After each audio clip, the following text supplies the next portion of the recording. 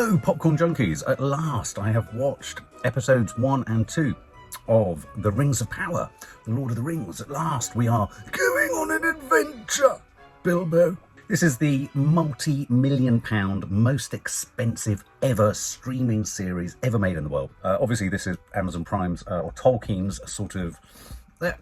someone said the other day, why do we have to view House of the Dragon and Rings of Power as in opposition? Why do we have to see them as fighting each other? Why are they two Fantasyland behemoths beating the shit out of each other? We don't have to. Why can there not be room for both of them? And I think that's an important aspect of this review. So I think, I don't know what you think, right from the off, an awful lot of people want this to fail. Lots of critics, I'd say I think it's got about 80% on Rotten Tomatoes. 80% of critics are liking it, or, you know, that's what Rotten Tomatoes says. But there's a huge groundswell of fans and viewers who don't like it. Or are they bombing the reviewing websites and platforms? We don't know. There's definitely racism in there for some reason. There's a real intolerance for the idea that you could have any actors of colour playing anyone within what is already an incredibly diverse world. Middle-earth, you don't get much more racially diverse than actually the world of Middle-earth. Tolkien, unwittingly, in his generation, for his generation, created a world of many different races. And it strikes me that within those races, you can dispel and dispense with this idea of race and colour of the actors playing them, because this is a world of every hue and every colour. So I feel that there is a real desire to pull this down because people are hiding racism behind arguments of authenticity. They're trying to suggest that whilst on the one hand they're willing to believe there are such things as hobbits, dwarfs and elves, but on the other they can't extend their imagination to think that there would have been elves, hobbits and dwarves of many different colours and hues too. And that's what this offers up. Okay, they're not hobbits, they're half-orcs. And that's another thing. There is another issue with this series, and that many Tolkien purists, let's go to the side of the sort of latent sort of racism, feel that this isn't a pure kind of manifestation, portrait or treatment of Tolkien's Middle-earth. It's set, obviously, before the films of Peter Jackson, the Lord of the Rings and The Hobbit. This is set in the Second Age. This is prior to, I believe, I'm getting a grip on this, because although I'm a Tolkien fan, I'm not a Tolkien scholar.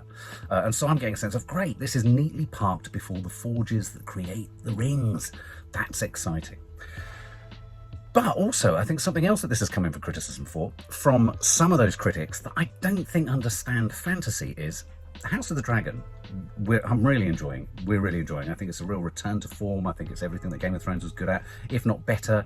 Tightly acted, authentically acted, realistically played and portrayed a sense of real medieval sort of fantasy land with dragons, a family feud and all that. And I've been talking a lot about the fact that what I think works in that really well is they're starting small, though it's big because it's the House of Targaryen, but they're starting small insofar as it's a family dispute, and that's going to get larger.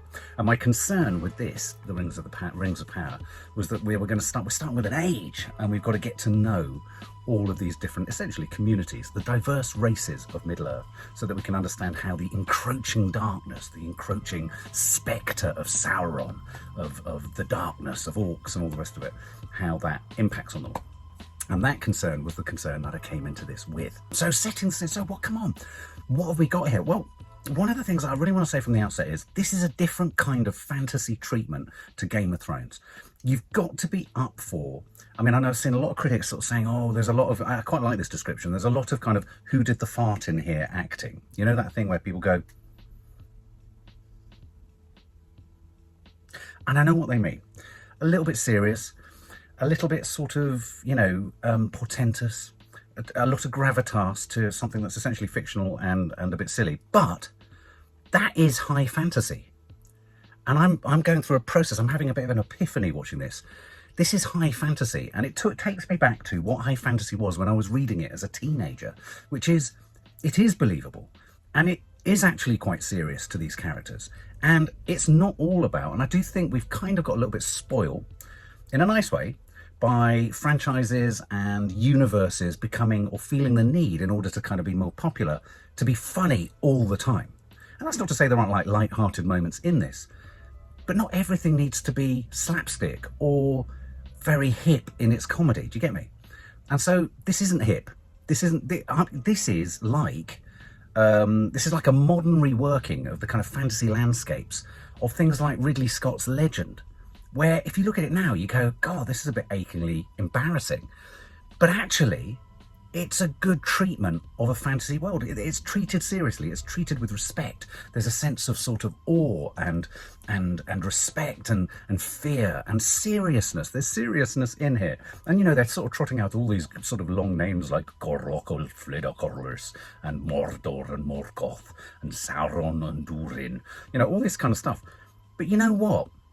Keeping that stuff serious and consistent and not having an arched eyebrow about it all the time makes it all the richer, I think, for immersion. So 2 episodes have landed. I'm going to run through them quickly. The headline is, I found myself, despite myself, really drawn in and really quite captivated by them. It looks absolutely stunning. If you can watch it on a big screen, absolutely watch it on a big screen. It looks stunning. The CGI, I had real concerns about the CGI. This is immersive fantasy. Fantasy. In a way, House of the Dragon is more sort of, I mean, it's not, but it's almost more realist. It's realist fantasy. Even the CGI, there's a realism to it, whereas this isn't meant to be. And I realise now that that thing I was striving for or asking for from the trailers was unrealistic in a sense. What you want is a totally unrealistic fantasy land, and that's what this gives us. So it starts with a young Galadriel, very young girl. She throws a boat in the water. It's a metaphor. It's a kind of parallel. It's a narrative cue. We're going to see it echoed later in the episode. She makes a paper boat, and it starts to magically sort of become a boat, and it floats away, and these boys throw stones at it. And we quite quickly are told everything we need to know about Galadriel here, because as a toddler almost, she beats the shit out of a boy, and that's cool. Galadriel's brothers died, and there's a bit of telling about the fact that Morgoth and the orcs and evil, has it been cleared away? There's a sense that the darkness and evil has been cleared from the earth, from Middle Earth for a start. But Galadriel isn't quite convinced about this, so she finds herself heading up an ice wall, and she's with all her kind of her fellow elves, and there's a brilliant scene right at the beginning. I thought it was really neat the way they did this. They kind of gave us really early on a really neat fight scene with a ice troll, and the ice troll was horrendous, and this is many steps above PlayStation 4 CGI and monster creation. This is absolutely out there. These are really good, well-rendered monsters and fight scenes, and I really enjoyed that. You get a sense already that Galadriel, she's troubled. I mean, Morfydd Clark she's dour, she's troubled, and that's fine. We've got a troubled heroine. That's good. Does she have to be sort of all singing and all dancing with clever quips and funny asides? No, she's dark. She's lost her brother. She feels that their things are portentous, and all her elven friends aren't plugged in and aren't aware of this. We then get in a sort of, and what I quite liked, and I thought it kind of worked, was it was kind of like a Middle-earth J.R.R. Tolkien style Google Maps, where the camera would sort of float across a map, and then we'd find another part of that familiar map. And for me, this was in keeping with what original fantasy books in the 70s and 80s, when I hit upon them. What I loved about them was getting to know the map at the front of the book, getting to know the family tree, not remembering it, and always having to flick back and forth as you're reading it, going, oh yeah, where are they going? Oh right, they're going through the mountains. The maps. And I think the maps work really well here. So we head off to meet the Harfoots. Now this has caused a great upset with Tolkien purists, because they say nothing of note, or Tolkien wrote that hobbits did nothing of note up until the age of Bilbo and all that kind of stuff. Which begs the question, why are we seeing the Harfoots at all then, if they did nothing? And I think purists are going, well, they did nothing. Well, yeah, they might have done nothing, but they existed, right? They observed. And I think what this is doing quite cleverly is they're observing. They might not be changing the course of Middle-earth and history, but they're observing, and they're being affected and impacted on. I was feeling lots and lots of parallels with the planet at the moment in terms of, climate change, in terms of the spectre of Mordor in the Kremlin and them turning off the energy, all that kind of stuff.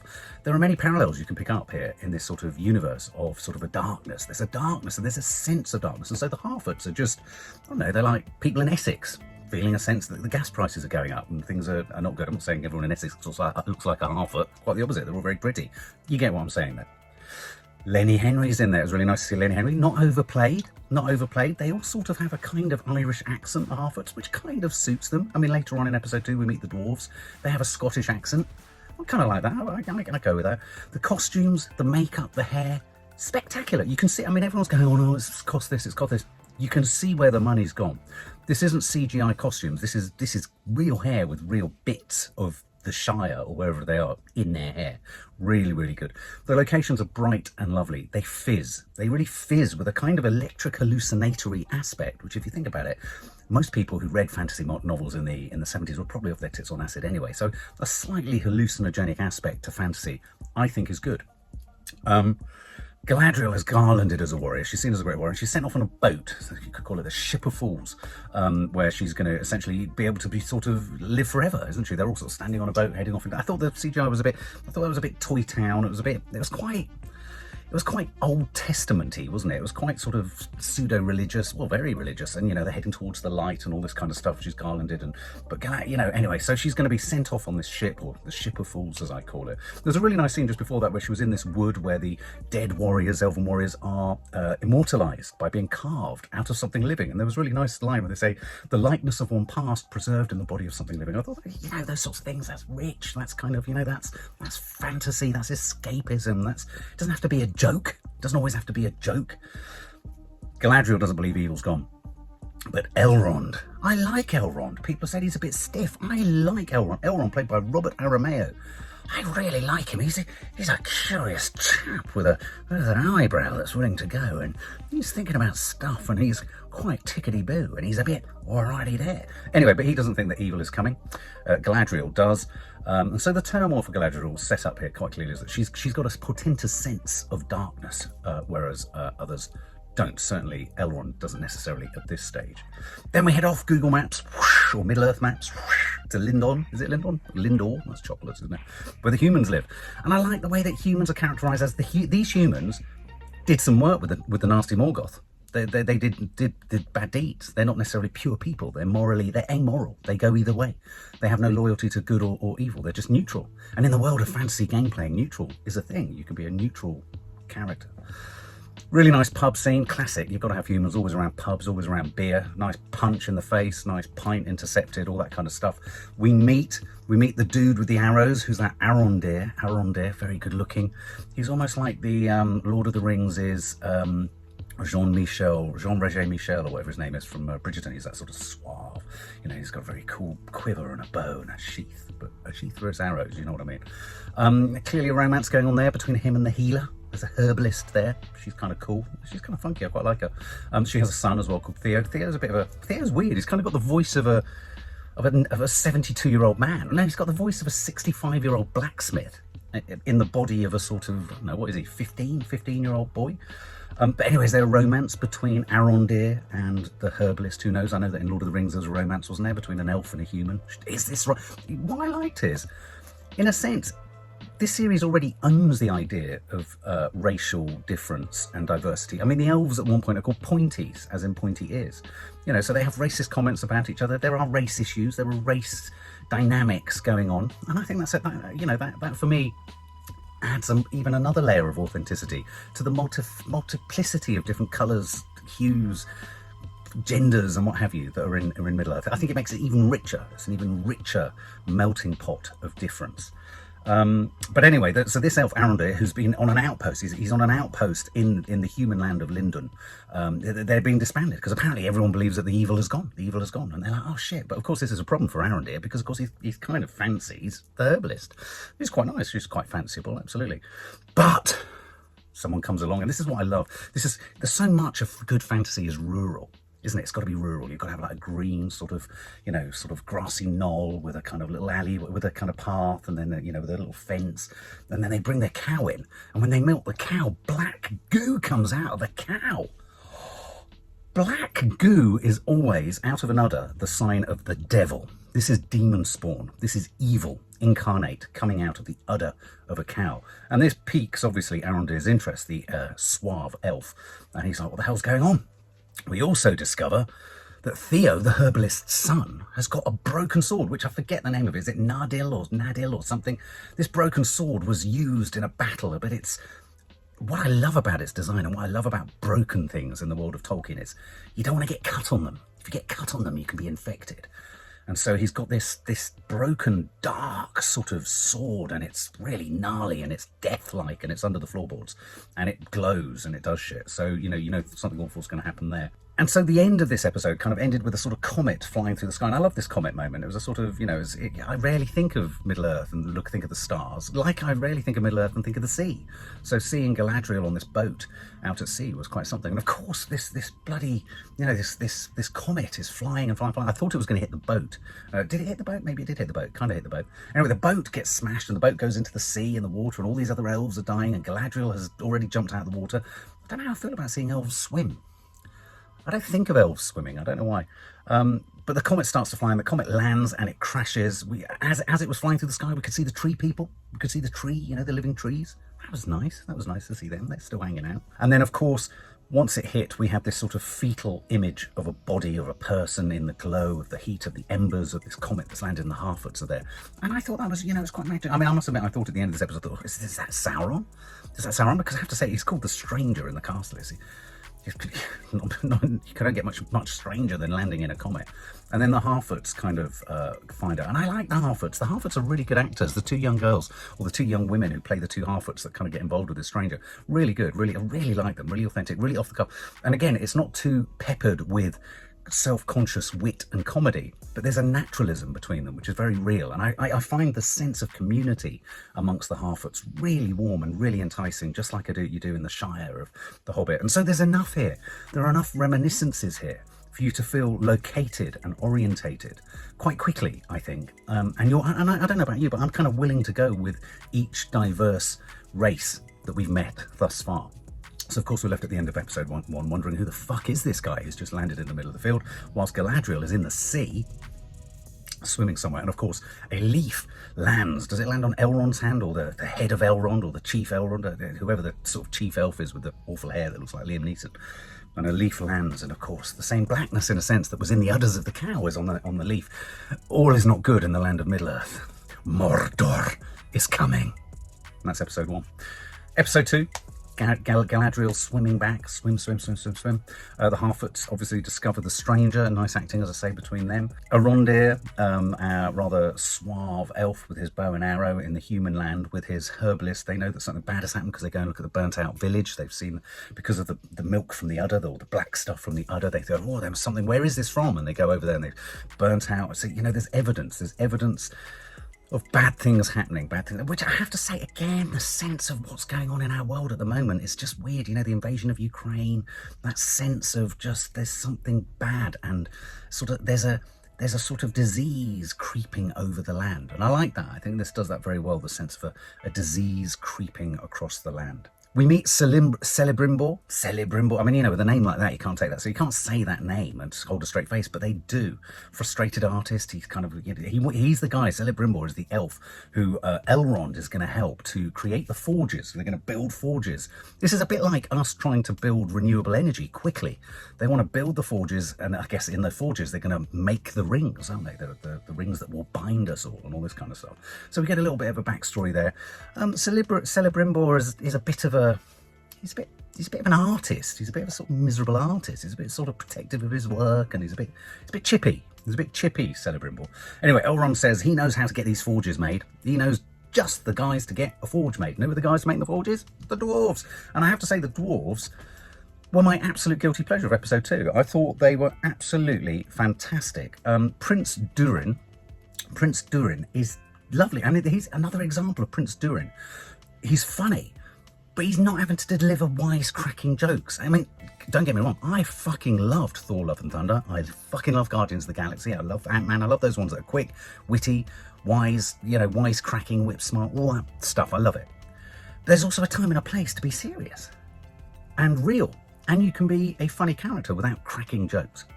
And for me, Prince Durin was that Scottish, dour, an arched eyebrow. And what I loved about his character was him and Elrond are old mates. But because elves live over sort of vast periods of time, 20 years to an elf is like, what, a weekend? A long weekend, maybe? But of course, to Prince Durin, he's got married and had kids. And he feels offended that Elrond didn't pay any attention. So he challenges him to a rock smashing duel. And a rock smashing competition is a great thing to get involved in. If you've never done it, do it. Get 2 anvils, anywhere near some mountains or a mine, get some large rocks. Make sure your parents are there to make sure that the hammer or the mallet that you're using is safe and and the head won't fly off the handle, and hit the shit out of things. And so Elrond and Prince Durin have a contest. Some wonderfully evocative close-ups of dwarves' heads and great big noses and artificial ears made of iron and gold. I mean, you know, sort of and attached. I mean, wow. I mean, you know, dwarves, they're made of granite. They're made of granite. I thought the dwarf kingdom in the caves and the mountains, absolutely stunning. Once again, not feeling, although it's got to be created by CGI, you don't feel it. I just luxuriate in it. It's just, oh my God, look at this. This is astonishing. This is wonderful. The only problem I had with this episode, if I had a big problem with it, and it was a bit of a problem, is the stranger. I'm finding the stranger, he's a little bit like Stigger the Dump. Or Wurzel Gummidge. It's just annoying. It's like, what is wrong with you? Say something. Why are you just wandering around moaning? He sort of, you know, the poor little half-foot girl comes along and he goes, "Roar!" and he blows all these trees at her, and she says, "Fuck's sake, calm down, mate. Calm down, we want to give you some food." And he eats it horribly. The stranger, he starts to draw in the dirt, and when he's drawing in the dirt, God knows what the stranger's drawing in the dirt, there's a connection between him drawing in the dirt, and I think this half-foot, is it Eleanor Half-foot? Whatever her name is? It is Eleanor. Her father breaks his ankle. Oh, God, it was a really horrible snap as well. Really horrible. So the stranger can make things happen. I don't know. Who is this fucking stranger? I keep thinking, could he be Gandalf? But no, he's a bit stupid. Is he got a gullet too big for God? I keep thinking, could he be someone? Is he Sauron? Does he become Sauron? I don't know. I seem to have seen Sauron as a much younger person.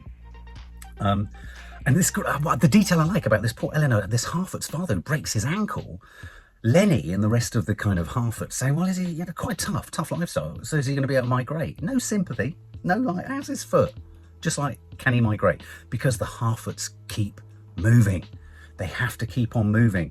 And I love that, again, these little details. I love a world that's painted so believably. So you think the half-foots, they're going to have to migrate from land to land to land. They haven't sat upon or hit upon the Shire. So that's a lovely detail too. Then we go back to the sea. I wasn't entirely convinced by the sea.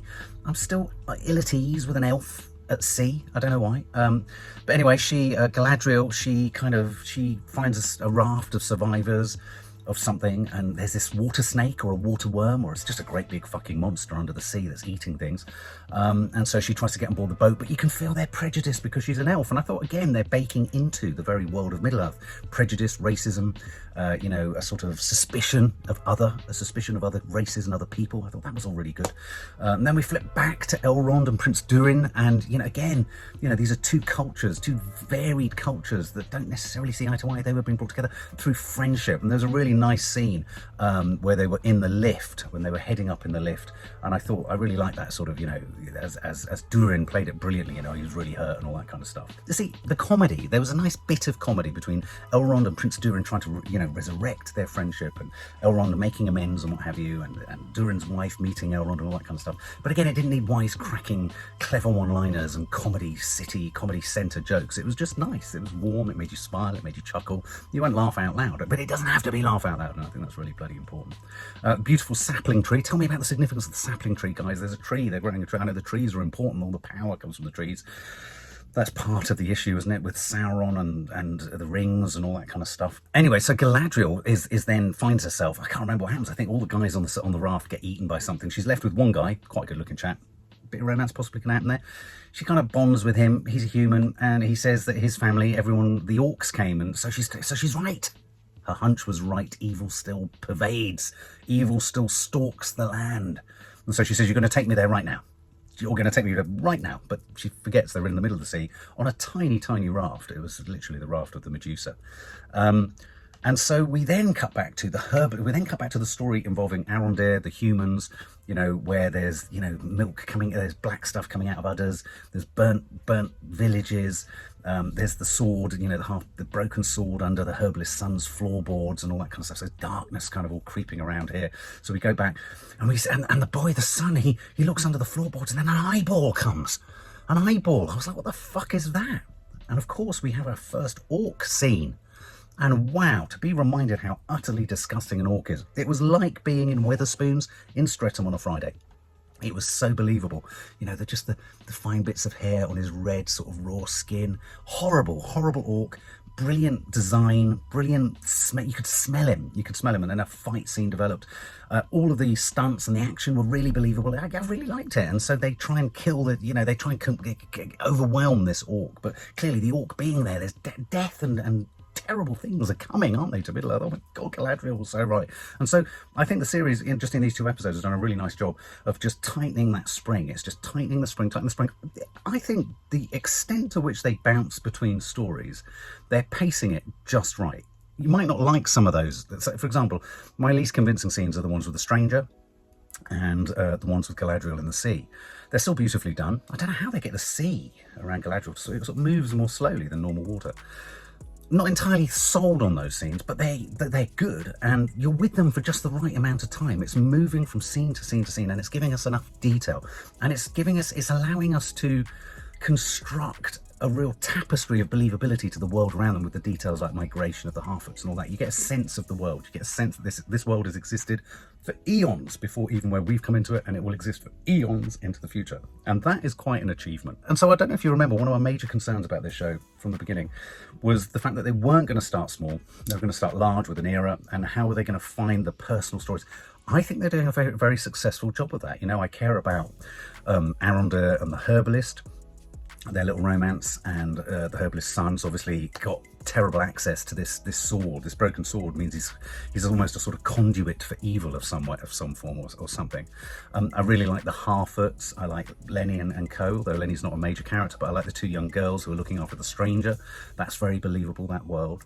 Galadriel and the elves. I like Elrond. I really like Elrond. And for me, episode 2, the strength of episode 2 was all around the dwarves. And of course, we discover that Peter Mullen is Prince Durin's father, King Durin. I mean, Peter Mullen comes in for just a moment and he's the King Dwarf. What the fuck isn't there to like about this? King fucking Peter Mullen, who was just a wondrous, wonderful actor. Can I just ask though, what was in the box? What were they looking at in the box? Was it a sapling? Is it a sapling? Is it gold? Is it the finger of something? What is it? The horn of something? I don't know. Really eerie scene underground. Arondir, our svelte elf who's in love with the herbalist. He goes underground. Brilliant. This was like straight out of Dungeons and Dragons. This is fantasy roleplay. Down in a sort of mine shaft, looking left, looking right, shots down corridors, something moving in the distance. What the fuck is it? He sort of goes through water, comes out of water, sits, looks, bubbles come. I was getting stressed. Hands grab him from behind. Who the fuck are they? Where are they? Where is he? What's happened to him? Is he dead? I hope they don't pull their punches in this show, like they don't ever in Game of Thrones, with killing people. I hope we are going to lose people, surprisingly. I hope it doesn't go too childlike. I hope it doesn't appeal to the... I hope it's not too Disney-fied. I hope we lose characters that we get attached to. That would be really good. A couple of things I didn't understand. Maybe you could clarify for me. Did Galadriel jump into the water on purpose to drown? Because the guy on the raft, dives down to save her. If so, why? Didn't really understand that. Who's the stranger? Why should we care about the stranger? Funny line from one of the Harfoots when they said, I don't know, I don't talk Firefly. See, not too much. Very neat, very warm, very cozy. The whole thing is very warm and very cozy. I love the sort of, when you feel safe in the landscape and the communities of this, you feel safe. And so when you go to those other environments where you're not going to be so safe, so when there's that sinister sort of ice troll at the beginning of episode 1, and when you've got the orc under the floorboards here, or underground with Arondir when he was kind of, wondering what the fuck's that down the end of that corridor, you feel really unsettled. And so it's doing a really good job of not over-revealing its hand, because I think that's always the danger with anything, horror films, anything. As soon as you reveal the monster or reveal what the thing is, they took a gamble by revealing an orc. But that's great. It's like they're just trickling. They're trickling like black tar, the evil that's coming. And so the evil that's coming, you can feel it very, very, very, the analogy is perfect. It's seeping into Middle Earth. And these first 2 episodes do that really well. I personally think these are 2 fantastic episodes. I'm really enjoying it. I'm really invested. I'm convinced. I've bought in. I like the seriousness of it. And I actually think it's a really nice antidote to the self-knowingness of so much content that's out there at the moment. Everything is riffing on the fact that it's content. Everything's kind of riffing on the fact that it's so clever, it can be even clever about itself. And this isn't trying to do that. This isn't self-referential. This isn't pretending that it's kind of, it's in the know on something. This is what it is. This is set in a fantasy world, and the characters in it take it seriously. And I think that's fine. Sat alongside other dramas, I think that's fine. So I would fully recommend this. Total escapism. Brilliant to pop on a Sunday afternoon afternoon and immerse yourself on a big screen. For more film and family fun, don't forget to click the subscribe button and make sure to click the bell to never miss an update.